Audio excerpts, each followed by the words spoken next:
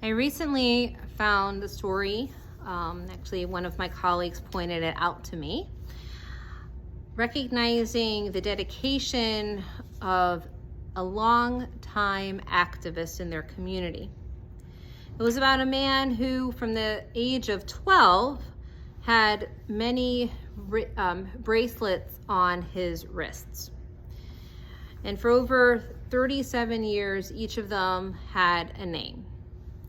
One bore the name of an American soldier who was a prisoner of war during Vietnam and who went missing on June 18, 1968.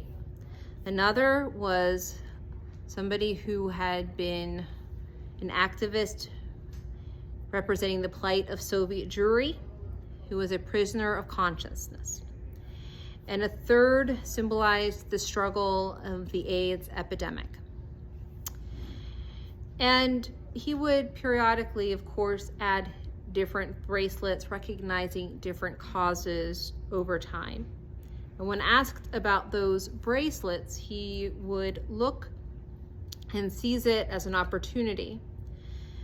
For when somebody would even contemplate on or mention the Vietnam War, someone might say to him, or has apparently said, the US left Vietnam in 1972 and yet you wear a bracelet.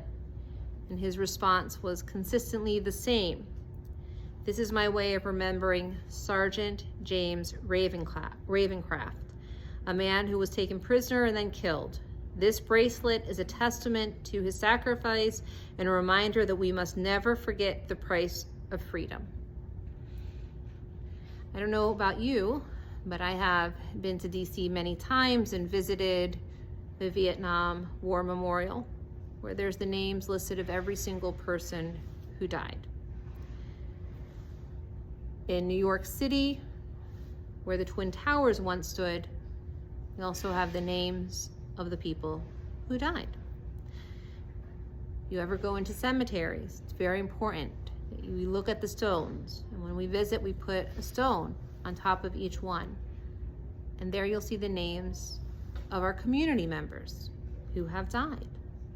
And on the walls of our sanctuary are the names of members who went on before. And every single year, we look at a list of all of the names in this community of every single person who was a member and has since passed.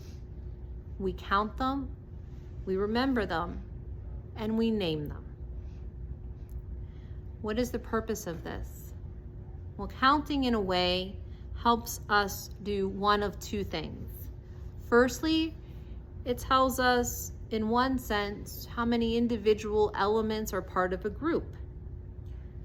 How strong is that group? How big is that group? How strong is the army?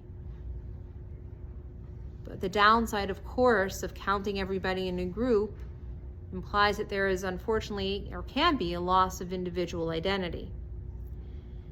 When there was a counting in the book of Exodus, we can in a way see why, because they were counting to become unified as a people. In the second way we have counting, another purpose is instead to focus on each individual separately, to make sure that everyone counts. In the book of Numbers, which we read this week, we count everybody. And it says in the Hebrew regarding that counting that it's b'mispar shemot. Everyone is counted according to their name. Initially, the counting in the book of Exodus was to show that they were slaves and now they're back together as a group. And now we're in the wilderness and we are determining who we are. What is our individual aspects that we contribute to the group? What is our name? And how can we individually participate in the group? I also am reminded not just the counting, but the playing on the word, the Hebrew of counting, Sphira. Again, looking back at Sphira, Shemot, that reminds us that all of the little Hebrew words that come out of Samech Pei Reish. Not only do we get the story that is imperative that each individual adds and weaves into the amazing quilt that is the narrative of the Jewish community, but Sefer implies that they each have a story. Each of those individuals offer something, a book perhaps, whose details create the collective narrative that we all strive to continue. Even further, I'm reminded of the poem Each of Us Has a Name by Zelda, in which she reminds us lovingly, and of course we recite over Yizkor, that each of us has a name given by God and given by our parents. Each of us has a name given by our stature and our smile and given by what we wear. It is in fact important to remember that each of us counts.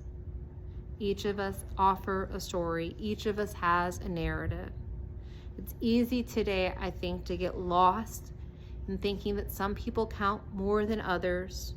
Some things matter more than others. How many days are we going on vacation? How many likes did I get? How much money do I have? Where am I at in terms of the number of followers I've accrued? But it also reminds us of focusing on the things that truly count. Our names, our who we are, the stories that we share, and the gifts that we bring.